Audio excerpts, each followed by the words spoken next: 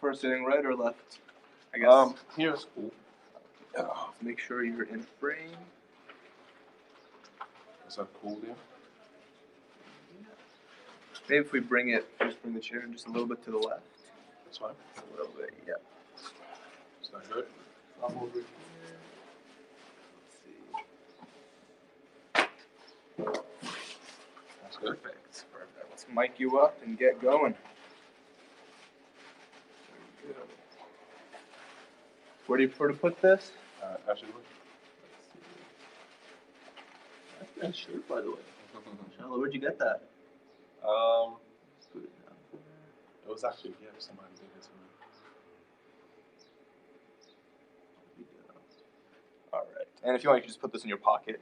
Okay. And just make sure it stays on. Doesn't fall off. Just say test 1, 2, 3. Just make Test sure. down 1, 2, 3. Bismillah. Alhamdulillah. All right, let me try this. Make sure everything's working.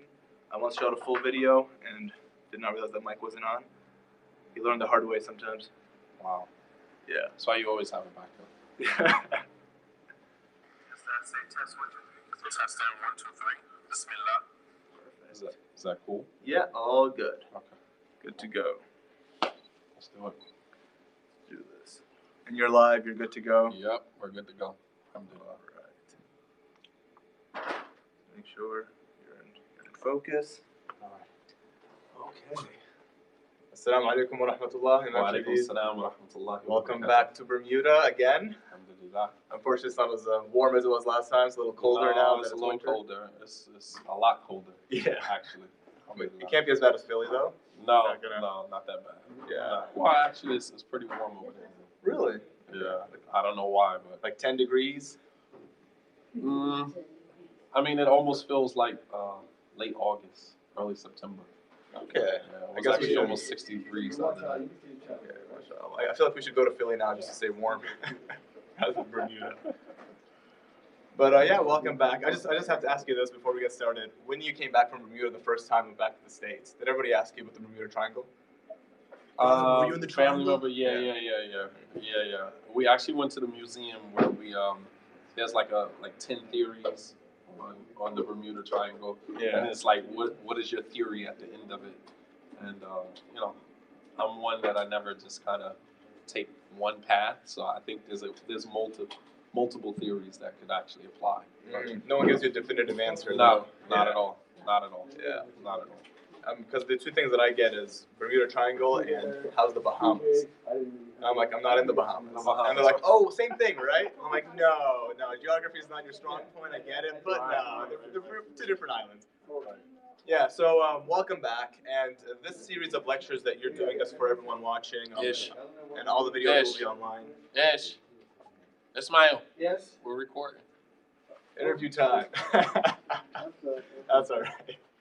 So just for everyone watching, the series of lectures that you are doing in Bermuda this time around, the first one yesterday was the Friday lecture about Allah is sufficient for us. And then last night you did a session for men about the roles and responsibilities, rights and duties of men in a relationship, be it fathers, sons, husbands. And today you'll be giving a similar lecture for women and their responsibilities and rights in a relationship, a marriage. Personally, I feel like that's very important because today, like just a quick Google search, you can see that divorce rates are about 40 to 50% from country to country. Yes. And that also includes Muslim majority countries, which is something that is astounding. Wow. Because you would think that, especially the way we grow up hearing that, Islam is the answer, not the problem. Mm-hmm. Islam is the answer to your problems. Right, Islam is the answer, it's the solution. And then you don't see it either being implemented, but to a point where 1 in 2 marriages fail. That becomes scary for young men who are planning on getting married. And then they start saying, is it even worth it? And then marriage starts to lose that value in a way where they start being hesitant to get married. Well, why did you start these lectures? Did you see that as an issue, or did it come from somewhere else? Well, to your point, I think that what we are seeing of the divorce rates and the what we are actually disliking about marriage at this point, I think that it has always existed. Because human beings have always been human beings. Like, has there ever been a time where, Muslim or not Muslim, where we were not human beings and we did not suffer from, yes, a lot of the things that, people suffer from today, ego, pride, all of the minions that destroy relationships, right? Those things have always existed. I think they are a little bit more heightened, a little more intensified today with the different options that people have. People feel like they have options. So I don't necessarily have to stay in this relationship because I have options. Whereas before, those options weren't necessarily available. When you look at the Victorian period in England, you know what I mean? Like, those options, like, women were suppressed. They had to suppress, and those options weren't available. Divorce was not a factor in a lot of, even though divorce is in the Quran, and Allah subhanahu wa ta'ala gives us a step-by-step process or protocol to divorce properly, considering that, it is something that is natural, that sometimes two people are just not meant to be together. And the Prophet ﷺ mentioned in the hadith that he said, أَبْغَضُ حَلَالِ إِلَى اللَّهِ الطَّلَاقُ, that the most hateful thing that Allah made halal is divorce.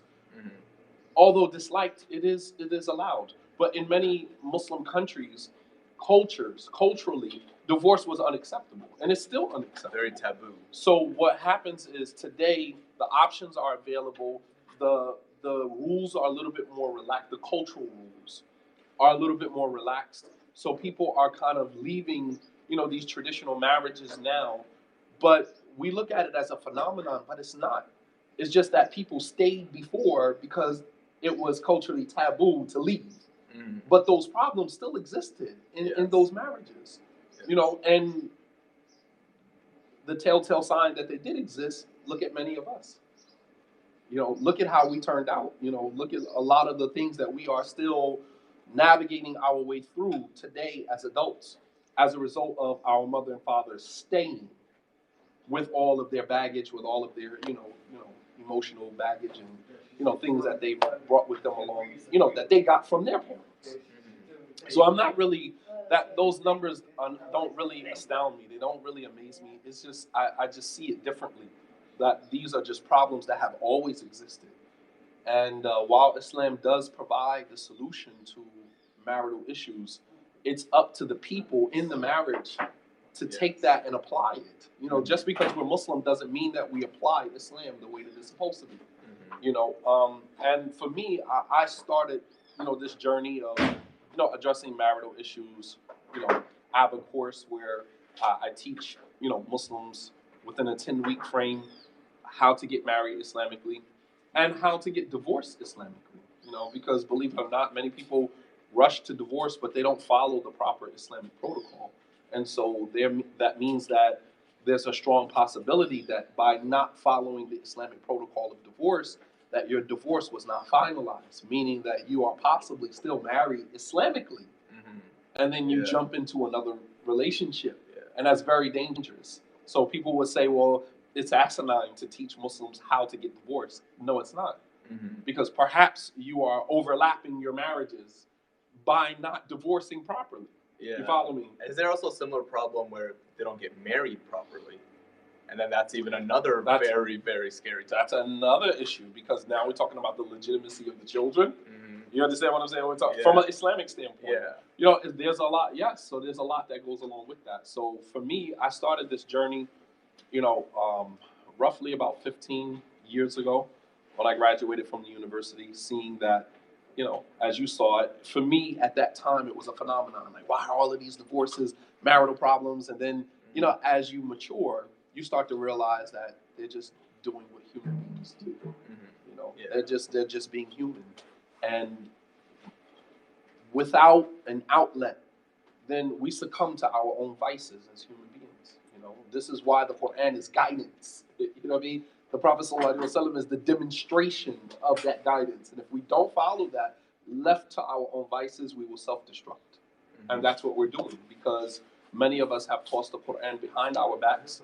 the guidance of the Prophet ﷺ is, a non-factor in many of our marriages, many of our relationships, many of our dealings.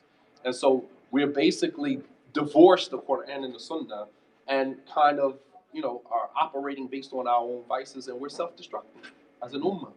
We are self-destructing. I believe that.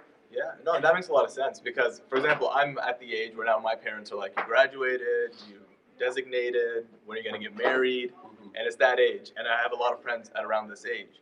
So whenever the topic of marriage comes up, and every now and then we'll say, by the way, like, has anyone done a course on marriage or has done a course on understanding your rights and obligations? And I hear this amongst many young people, and they go, "You'll figure it out when you start. You'll figure it out. It's all theory, and once whatever you learn, it's not going to be applied." And then in my mind, I'm like, okay, but when you study to be an accountant, work is different than theory, but you need that theory to be able to at least get started. Right, and to at least provide yourself with a platform. Yeah. So what do you say to those people who just say, I would love for you to introduce them to me. I don't think they'll want to come. I'll figure it out when that's kind of a defeatist attitude, honestly. It's a self-defeating attitude that I'll figure it out once I get involved. It's self-defeating because once you get involved, you don't know yourself when you get involved. You know yourself now. As a single person, you know who you are as a single person. You don't know the person that you're going to become when you get married. You don't know that person. And trust me when I tell you, as a man who has been married for 2 decades, you don't know the person that you're going to become. You don't. You have not yet. You have yet to meet that person. And you've lived with yourself for 20-something years, however old you are. And that's the person that you know now. You don't know the person that you're about to become when you get married. I'm talking about emotionally, even physically. We gain weight. Men, we put on weight. We, you start looking at yourself in the mirror. Somebody might introduce you to your stomach, say, "Hey, yo, man, what's going on here?" And you never even looked at that. You know what I mean? Like, you just become a different person all around, spiritually, emotionally. As the scholars, they have a saying, "Dhubiha talab al-ilm ma bayna fakhidain." That, seeking knowledge has been destroyed by what is in between the 2 legs of a woman. Meaning, when a young man who's ambitious and seeking knowledge of the religion, all of that changes once you get married. All of those ambitions, they kind of shift a little bit when you get married, because marriage, once you have that experience with a woman intimately, it changes a lot of things.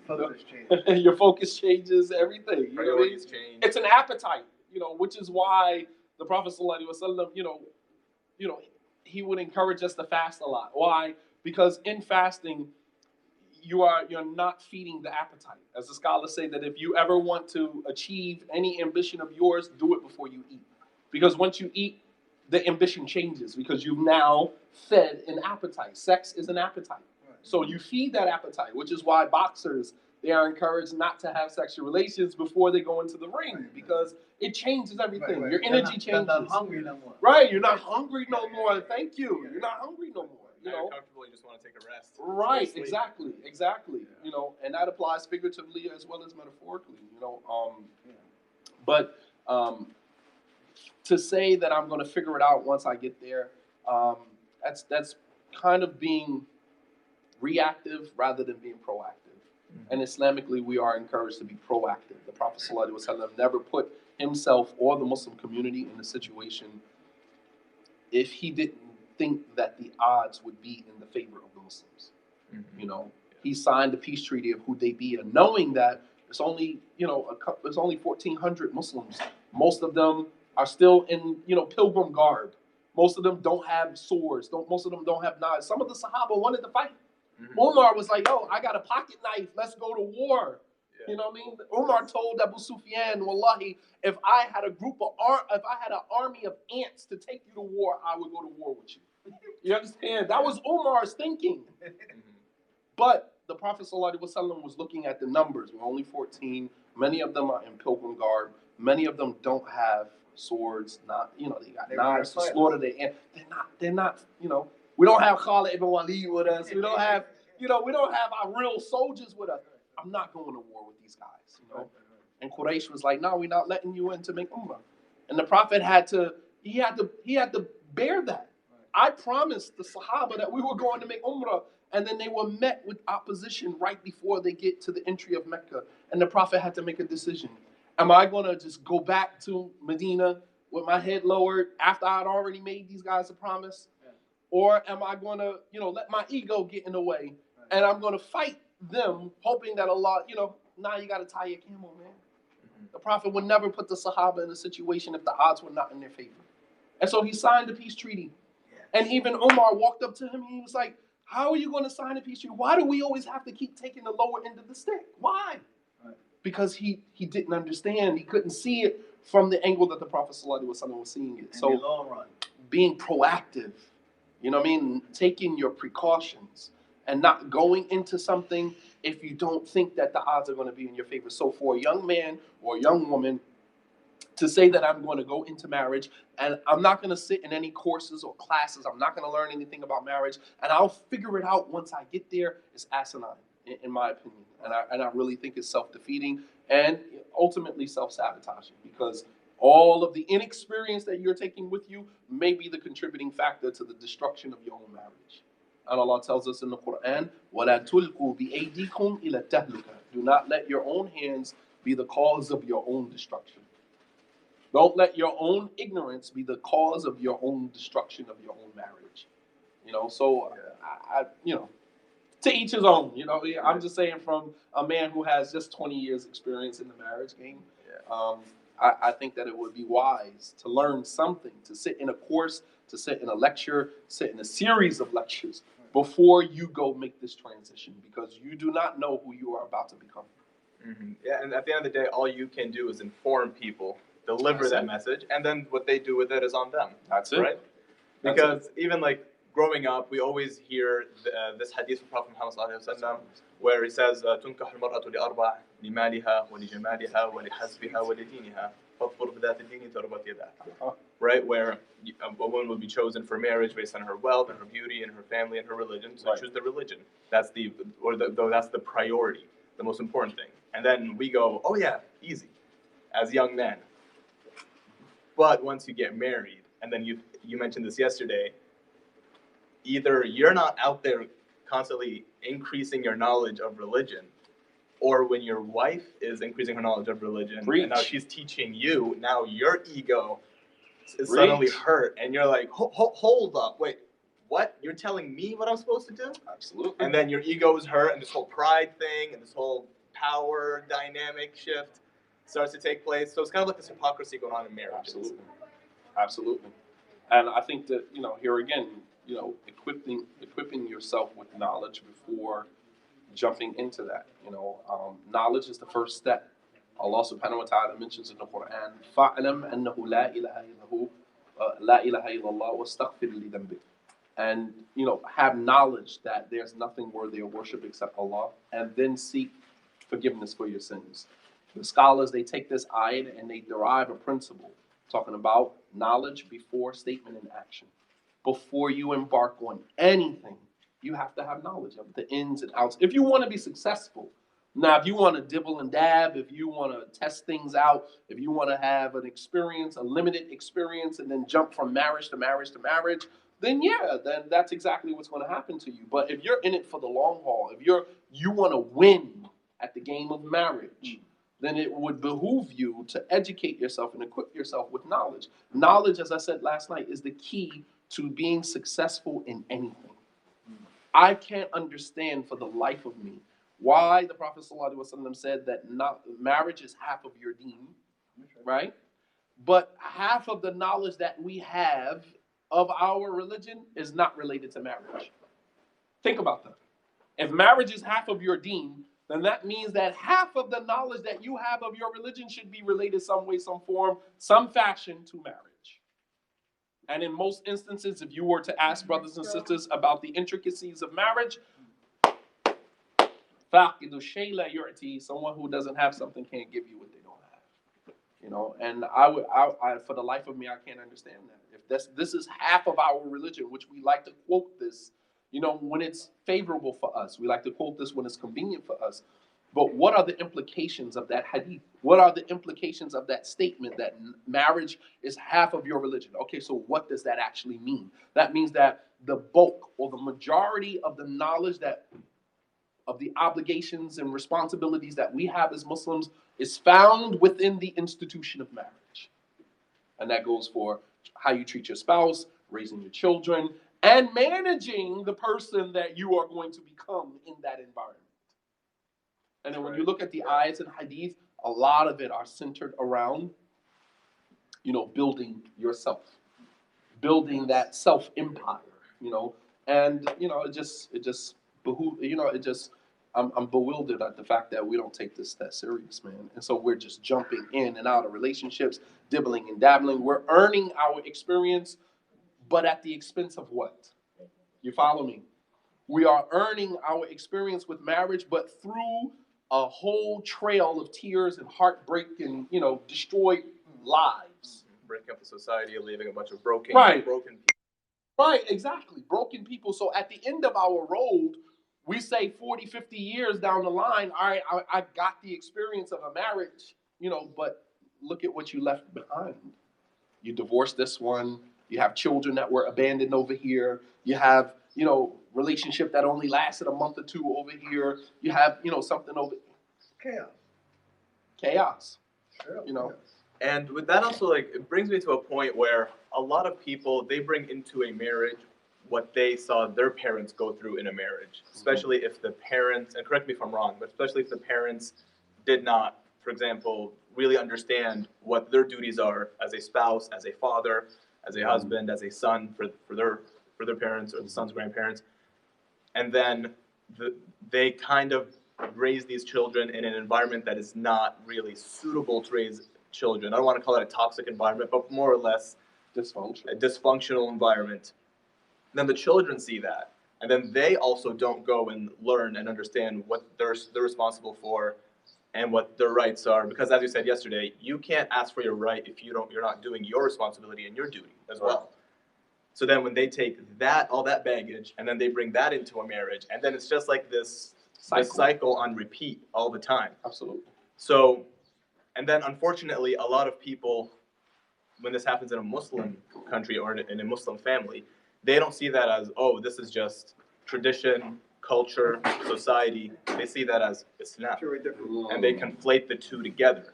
And that's what pushes people away from religion. They say, oh, my parents were religious, and here's how they treated me. My parents were religious. They never let me leave the house. My parents were religious. They forced me to wear this or do that. And then they associate that with the religion. When in fact it had absolutely nothing to do with it. Exactly. Yeah. And then they just move away from Islam. They start and then word of mouth, people start asking you, oh, are you Muslims? Like, oh, I come from a Muslim family. And then they start pretty much spreading bad image about Islam because that's what they went through. I think to validate that, I don't want to invalidate that experience, because that is that can have a lasting effect on a person's psyche, especially when you're looking at your parents and you're associating your parents with Islam, and everything that you are receiving from your parents that is unhealthy, that is toxic, that is dysfunctional, you're associating that with the religion. And yes, that could be a difficult experience, but I think that if anyone was to peel back another layer, they would be able to see that that's not a part of the religion. It's not. And I think that if you are on your way out of Islam, that's the trajectory, that's the direction that you are going, you're going to pull from everywhere to validate and justify the trajectory that you're already on. And so I can't say that maybe that will affect their ability to accept marriage for themselves, but to use that as a means to escape Islam and to get out of Islam, I think it's a little deeper than that. But to use it as an excuse not to want to get married, obviously, if a young woman is seeing her mother be emotionally abused, physically abused, verbally abused, she's going to automatically associate that with that's how all Muslim men are, and therefore I don't want to get married. I can accept that. I can accept that. I mean, it's coming from somewhere. It's not. It's coming from somewhere. Right, exactly. And then, unfortunately, when she finally does get into a relationship, and it doesn't matter this is the kicker. This is the trickery of Shaitan. Because Shaitan will make the Muslim woman believe that I don't want to marry a Muslim man because I see how Muslim men function in their marriages. Right. And then you go get with a non-Muslim man who that is haram for you, and then he still end up doing the same exact thing that the Muslim man. And then you only come to the realization as a younger woman that is maturing, you start to realize that toxicity is toxicity, regardless of religion. You know, men that are toxic in any religion. It doesn't matter. It's just that's the baggage that they bring with them from their childhood into adulthood, into their marriages. You know, so but she loses on the other side of that because number one, you went and got into a relationship with a non-Muslim man, believing that you were going to get something different. And number two, God forbid, you had children with a non-Muslim man, and now you have to deal with the repercussions of having a child with someone who was not a Muslim. You know. On the flip side, it's basically the same thing that you said to us last night. It's like a Muslim brother man got a non-Muslim wife. It's like you just flip. And the same vice versa for a Muslim man who does so with a Muslim woman. He might look at Muslim women and say, because you hear that a lot in the community. You hear, oh, you know, these Muslim sisters, and we kind of like use these broad brush phrases and statements. You know, all Muslim women are like this, and this is why I don't mess with Muslim women, and you know, and then you go get you a non-Muslim woman, and you start to realize that women are women.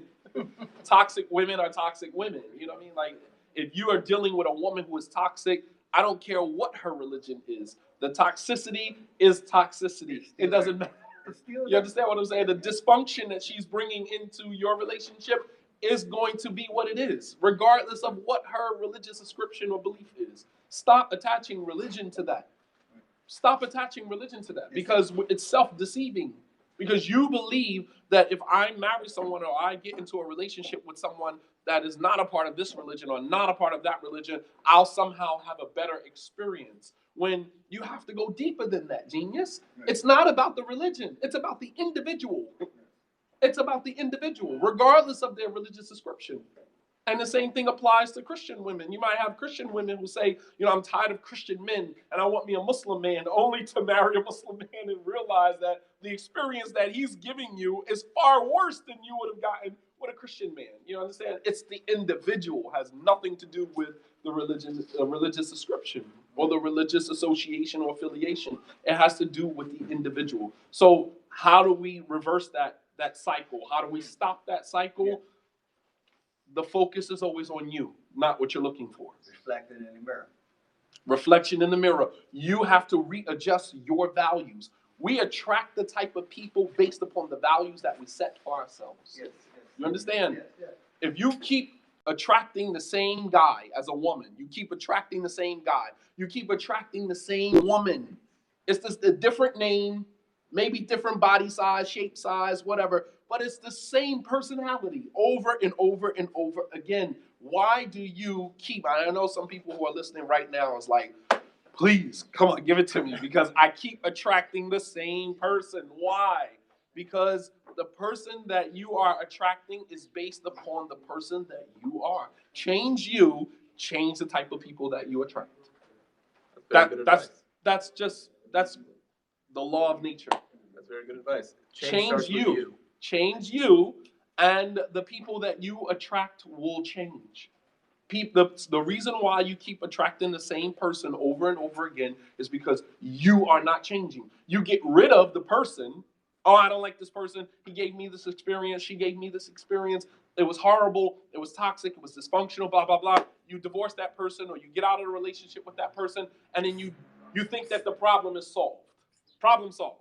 I got rid of that person. I divorced her. I asked him for a khula. I got out of that relationship, and you think the problem is solved. The problem is you.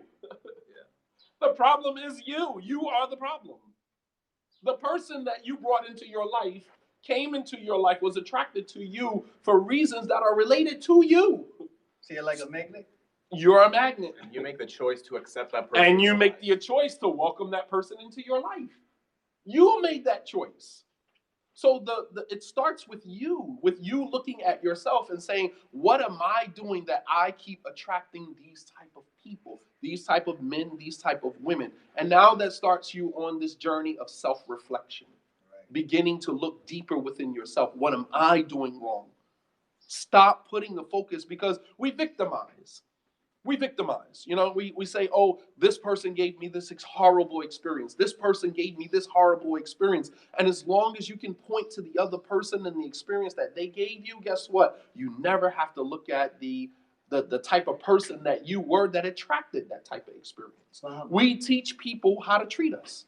If a person walks all over top of you, guess who gave them the green light to do that? You did.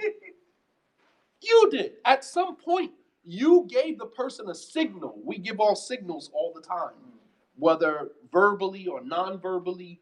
We give off signals in a relationship with someone. We tell someone, yeah, it is okay for you to talk to me like that. Yeah. We tell people, yeah, it's okay for you to walk over me like that. Yeah, it's okay for you to treat me like that. Yeah, it's okay for you to dismiss me like that. Yeah, it's okay for you to betray me like that. I'll take you back.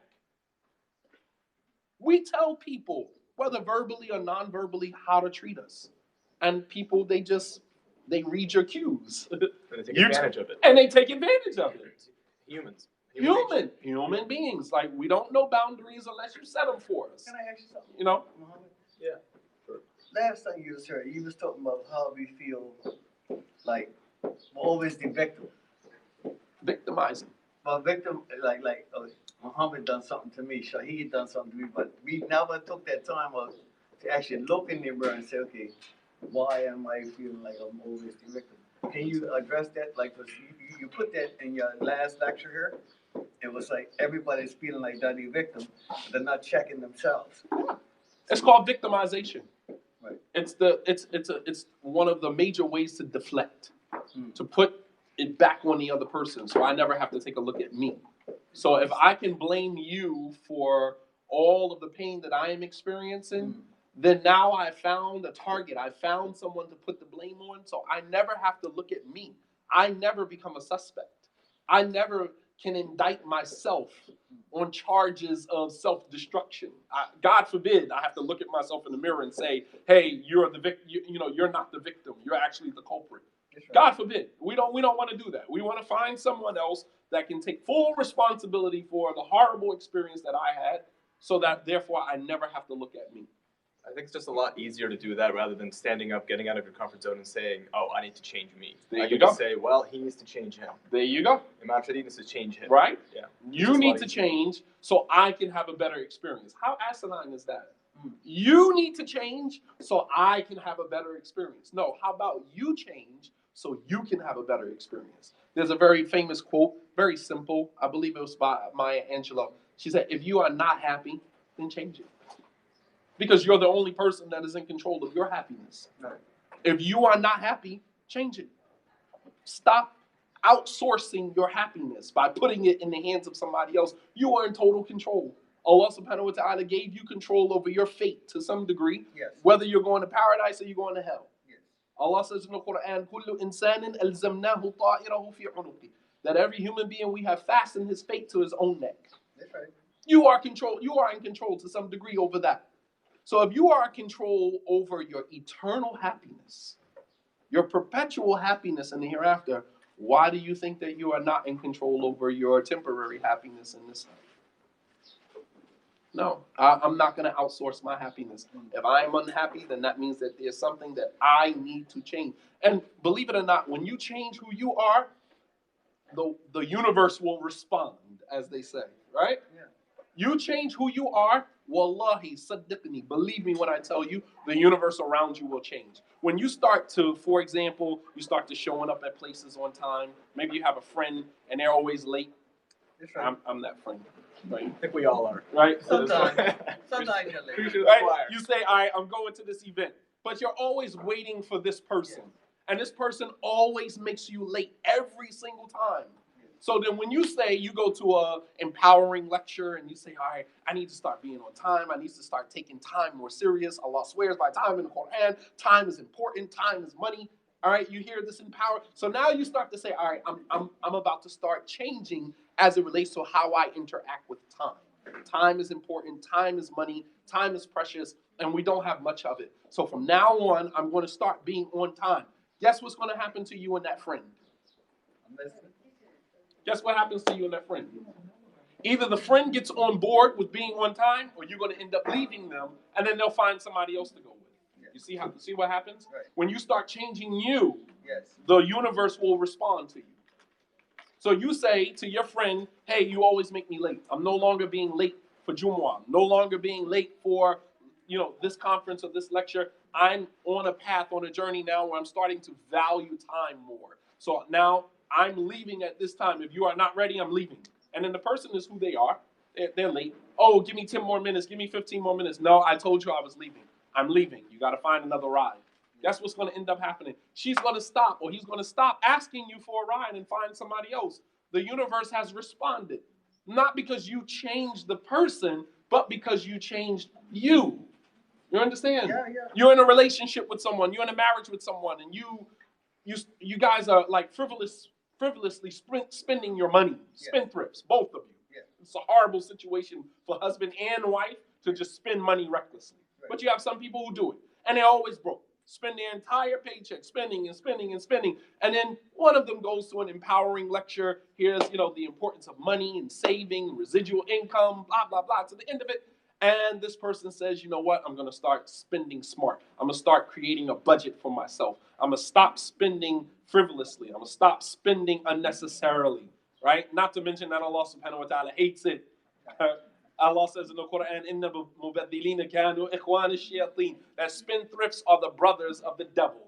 Right? Right, that's right. They are the brothers of the devils, right? Because shaitan, this is one of his ways to make us squander. Money is a blessing from God. It's a blessing from Allah subhanahu wa ta'ala. And one of shaitan's jobs is to make us squander the blessing of Allah, because then it makes us look ungrateful in his sight. You understand? That's shaitan's plot. So when we're spending and spending, we're not valuing the blessing of Allah. Shaitan is winning because he's now making you look ungrateful for the blessing of Allah subhanahu wa ta'ala. So that's why the mubaddilin, the spendthrifts, are the brothers of the shayateen. They don't value the ni'mah, the blessing of Allah subhanahu wa ta'ala. So you start to say, all right, I'm going to create a budget for myself. I'm no longer going to be a spendthrift. I'm not spending frivolously anymore. You go to you go past the store. Your wife is like, hey, those shoes. And that was usually a phrase word or catchword for you to say, all right, I'm going to go buy them. Yeah. So the husband says, honey, I'm not doing that anymore. Yeah. She said, yeah, but the shoes, look at them. They're so nice. And he says, honey, I'm on a budget. I'm sorry. I'm not doing that anymore. I told you. What's going to end up happening? She's going to stop asking him because she realizes that this guy is serious about being on a budget. Yes. And so now she's going to go off on her own. She's going to either get in line and create a budget and follow suit, or she's going to continue being a spendthrift and find other ways to get what she wants without asking him. Whether the latter or the former, guess who wins? He does. Right. The universe has responded. Change you, change the world around you. So change starts with you. So when Allah subhanahu wa ta'ala says in the Quran, "Inna Allah la yughayyiru ma bi qawmin hatta yughayyiru ma bi anfusihim," that Allah will not change the condition of a people until they do what? Change what is within themselves. Yes. That's a fact. Right. The Quran, haqq. And what is it after truth other than falsehood? You know what I mean? Like, this is the truth. We have this blueprint right in front of us on life.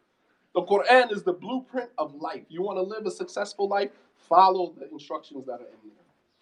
Yeah, that's right. Allah would not send any humans on this earth without a guide, and the Quran is our guide. Islam is Allah teaches you the way of life. Prophet Muhammad taught us the way of life in the Quran, in the Sunnah. It's on to us to either follow it or not. That's on you. And if you choose not to follow it, it's to your own destruction, to your own detriment. And you have no one else to blame but yourself. There you go.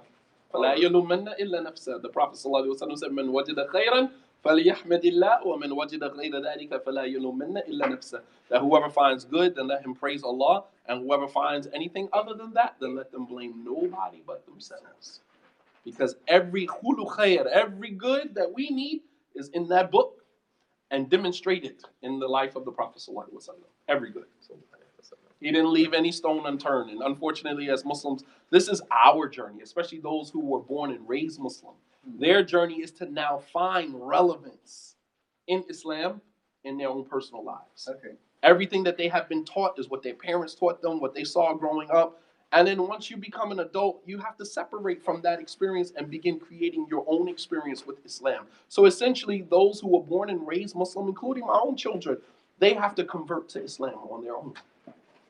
Their conversion to Islam is not finding Allah subhanahu wa ta'ala. Their conversion to Islam is finding the relevance of God in their lives. It's not just routine anymore. It's not just 5 daily prayers and fasting the month of Ramadan. That's just routine. They gotta find out why they want to do it. They gotta find the relevance. Yes. You understand?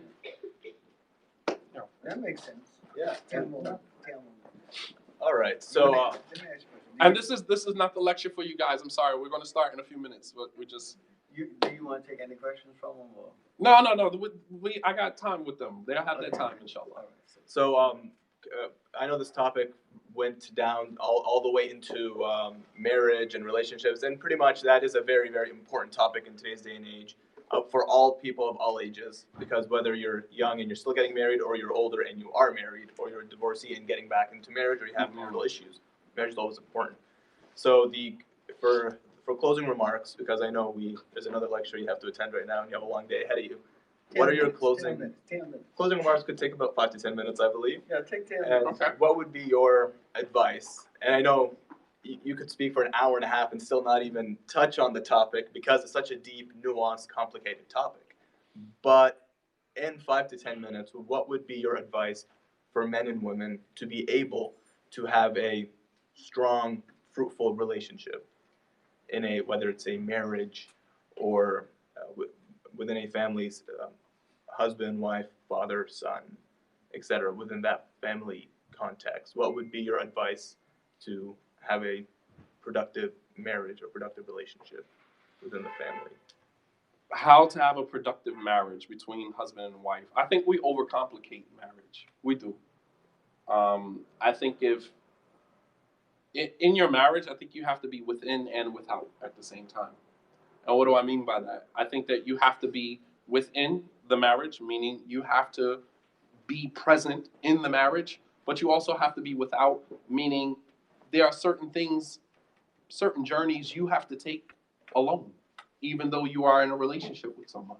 So if there are insecurities, immaturities, there are things that you are working on, your spouse is not necessarily a partner in that. That's your own personal journey. These are things that stem from childhood, baggage that you have been carrying with you for so many years of your life. And I think what we do is we come into the marriage together. I drop my bag at your feet. You drop your bag at my feet. And it's like, here, go ahead and unpack that. Here, go ahead and unpack that. I say, I'm not unpacking that. Leave the bag there. Well, I'm not unpacking your bag. You leave your bag there. And then we roam in the marriage for years with all of this baggage until at some point, we either decide the baggage that you brought into my life is just way too much. I want out of this situation. Or I'm going to stay and I unzip your bag and take a look at what you got in there. Man, you got a lot of emotional baggage. You got a lot of stuff going on in there. And she says, well, you have a lot going on in there as well. And we can either leave it like that and just be toxic with one another, or we can begin unzipping the bag and begin to take out piece by piece. And I say, give me my bag back. You say, take your bag. And I begin unzipping my bag and pulling out piece after piece and begin working on me. Mm-hmm. If I work on me, guess who reaps the benefit of that? You. Yeah. You understand? We both win. Mm-hmm. And I think that when couples do that, I mean, like, it's almost like men and women go into relationships and with the expectation that the other person is supposed to be my psychiatrist, my psychologist. You are my clinical doctor. So you're my spouse, but you're also my clinic. You're also my clinical doctor. And no one, while you might think that I am that person, I might have my own stuff that I'm working on, and I don't have enough energy to invest into your journey. And might not be equipped to deal with what you are bringing into the marriage. Let's just say, for example, a man just got out of a marriage with a woman who took him to child support, took his money, is digging deep into his pockets. She took custody of the kid, and that he's scarred from that. but he's tired of being alone, so he goes into a marriage with a woman. And he goes into the marriage having had this horrible experience. And then the expectation is for her to somehow heal his wounds, lick his wounds from, that previous experience when that may be foreign to her. She's never even heard of anything like that before. She's never had that experience before. Yes. Her ex-husband, they separated, they parted in peace, they're co-parenting with the children, and everything is fine. You know what I mean? And then she marries a man who comes in with all of these horrible experiences in the past, and the expectation is for her to somehow put her life on pause and deal with his issues. Yeah, he's And a it's not professional fair. psychologist, not a wife to deal with those issues. Exactly. And then when it's like, well, you're not really helping me out with my issues in this marriage, and it's just like, yeah, but I didn't marry you to help you out with your issues. That wasn't what I married you for. 24 minutes back. Okay. Run 24 minutes back. All right. We're So giving the green light. and so what happens is, the he doesn't take the opportunity. And I could have used a different example. You know what I mean? The example of a woman, having been in a horrible, emotionally and verbally abusive relationship, and then she comes into a relationship with another man, having had all of that horrible experience, and then the expectation is for him to somehow lick her wounds and help her heal. And it's just like, no, your healing process is your journey, not mine. If I decide to chime in and help you out with that, then that's my own goodwill. But you don't get to force that on me because I'm your spouse. Because I didn't cause those wounds. You know what happens to wounds that haven't properly healed? They will end up reopening and bleeding on the people that did not cause them. Yes, and get infected and hurt you in the process as well. Absolutely. And then you hurt everybody else around. Hurt people hurting people. And I guess as a spouse, like, you are expected to hold someone's hand through the process, but not to fix it for them. There you Especially go. it's not your area of expertise. There you go. How can I fix it for you? There you go. But So I think that we put expectations on people that are unrealistic. And I think that if everyone was to concentrate on their own individual journey, I think it would make for a better marital experience for everybody. 100%. It's like, I'm over here working on something. Give me a minute. You're over there working on something. I'll give you a minute. And in the middle, we share the outcomes of us individually working on our issues. Mm-hmm. And it's a win-win for our marriage. It's a win-win for the institution that encompasses, that envelops our lives. That's right. We all win. But when it's like, no, I'm not gonna fix it. I'm hurt too bad. I don't want to revisit. How are you ever going to fix something if you don't want to revisit it? That's part of the 7 stages of grief. You gotta go back and revisit some of that pain. And I guess the most important thing is to, first of all, identify something is wrong. Right. And something needs to be fixed. Right. Because if you're like, this is normal, this is how it's supposed to be, then you don't really see something is wrong. But the moment you identify there's an issue, now how do I fix it? There you go. And that's the very first step into actually starting the healing process. The scholars, they have a saying, ma'rifatu sabab nisful ilaj. Recognizing the symptom is half of your cure. Recognizing that you actually have a problem, you're halfway there. But when you're walking around, self-grandiose ideas of self, grandeur, and I'm perfect, and you're the problem, and I'm fine, meanwhile, you're not fine. Mm-hmm. Peel back a couple of layers, because we're good with the mask. We're good with the facade. And you realize that you're actually not good. And so that means that before we decide to go into marriages or relationships with other people, we have to make sure that the experience we are about to give someone is a healthy experience. If I know that I am not in a place right now to welcome someone into my life, don't do it. That's right. Don't do it. Because the person that you are welcoming into your life is coming in with their own hurt and pain as well. No one is free from that. We live in a very toxic environment. You know what I mean? Look at the world. It's dunya. It's the lowest of the heavens. You know what I mean? The lowest of the 7 heavens. It was a punishment for Adam. It's not the place of, utopia and paradise and happiness. We find periodic happiness, periods where we're happy. We fluctuate between periods of prosperity, periods of, adversity. That's our lives. It fluctuates between those two, which is why the Prophet ﷺ said that the affair of the believer is always good. In asabathu darra sabra فَكَانَ خَيْرًا لَهُ. If some type of adversity befalls him, then he is patient. وَإِنْ أَصَابَتْهُ سَرَّاء شَكَرَ اللَّهَ فَهُوَ خَيْرٌ لَهُ فَكَانَ خَيْرًا لَهُ. And if he is afflicted with some prosperity, given some prosperity, then he is grateful. Those are the two periods. Prosperity, adversity. Sometimes everything is good. Sometimes things are not so good.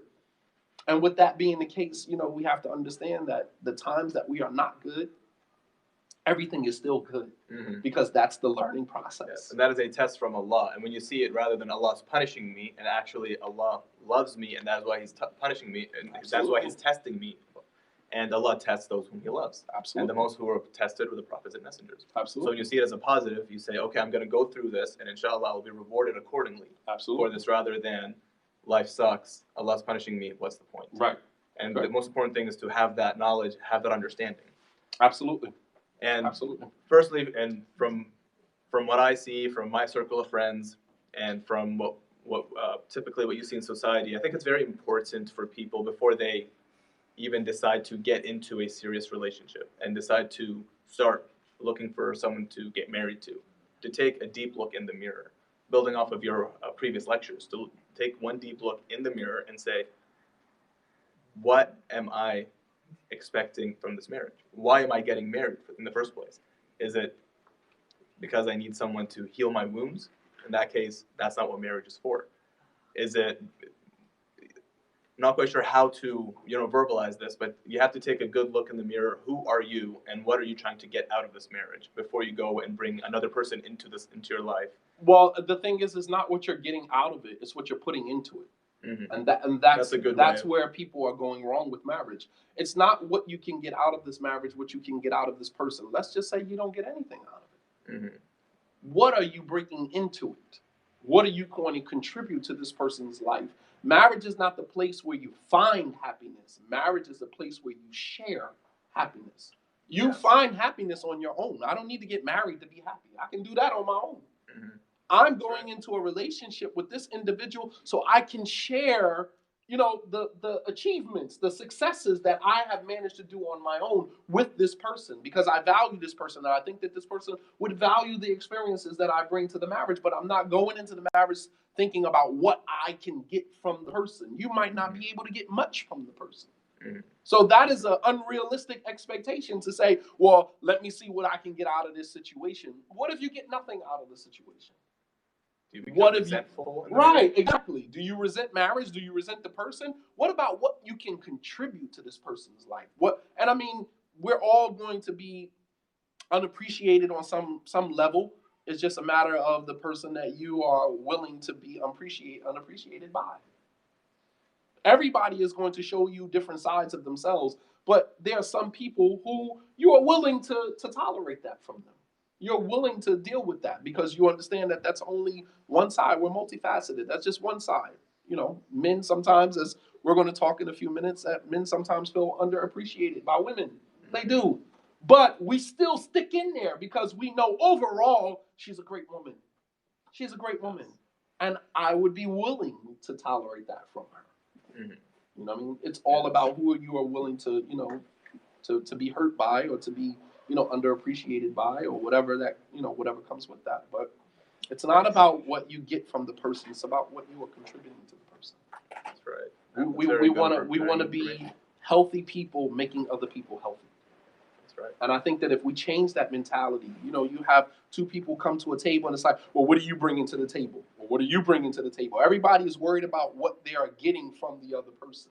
What do you have to offer Right. first? What do you have to offer to the person? It's like what you said yesterday. Before you even ask for your right for someone to give you your right, have you fulfilled your responsibility first? Are you even capable of giving somebody their rights?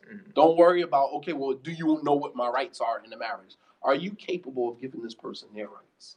And in many instances, we're not. Ibn Abbas, he said to the ayat where Allah says, وَلَهُنَّ مِثْلُ الَّذِي عَلَيْهِنَّ بِالْمَعْرُوفِ, that women have the same rights that are for them that are against them. And Ibn Abbas said, as a result of that ayat, I spend a number of hours in the mirror beautifying myself for my wife, because I would hate for me to have to ask her, to beautify herself for me, and me not do the same for her. This is how the Sahaba treated the Quran. Allah says the women have the same rights as the rights that are against them. Meaning the same rights that men have are the same rights that women have. Ibn Abbas said, based upon that ayah, I spent a lot of time beautifying myself as a man, grooming yourself, your mustache, and making sure you're like grooming yourself. Looking presentable, looking good. Right, because I would hate to ask my wife to do that for me and me not to do the same for her. Mm-hmm. You understand? It's reciprocal. Yeah. Because a lot of men don't think of it that way. A lot of men, they're like, my wife needs to look good for me. But then, what have you done lately? Right. When's the last time you combed your hair? Last time you've been to the gym, your stomach hanging over your pants, your mustache hanging over your lip. When is the last time you groomed yourself? Yet you're expecting your wife, who's given birth to 3, 4, 5, 6, 7 of your children, to look like a beauty queen, a model, in a magazine. You're expecting her to look like that every single day. That's right. You know what I mean? Meanwhile, you do nothing in terms of your own personal grooming. Yeah. Again, look in the mirror. No pun intended. But yeah, I believe this has been very, very informative and a much needed topic. And as always, it's always a pleasure to have you, Imam Shadid, to come to Bermuda and give us a lot of information, a lot of knowledge. It's a good thing we have all this recorded and we'll be on the YouTube channel, because we have to revisit these videos maybe 2 or 3 times at least just to understand all the knowledge that's coming from it. So I'd like to wish you the best of luck, and may Allah give you tawfiq in the next lectures to come. One right now, one tonight, inshallah. And jazakallah khair for coming and doing this interview. Thanks for having me. And I'd like to thank One Bermuda Ummah as well for helping bring Imam Shadid and coordinating this entire event. And until next time, assalamu alaikum. Peace be with you. So, time for the next one? Yeah, we're going to jump right into the next one, inshallah.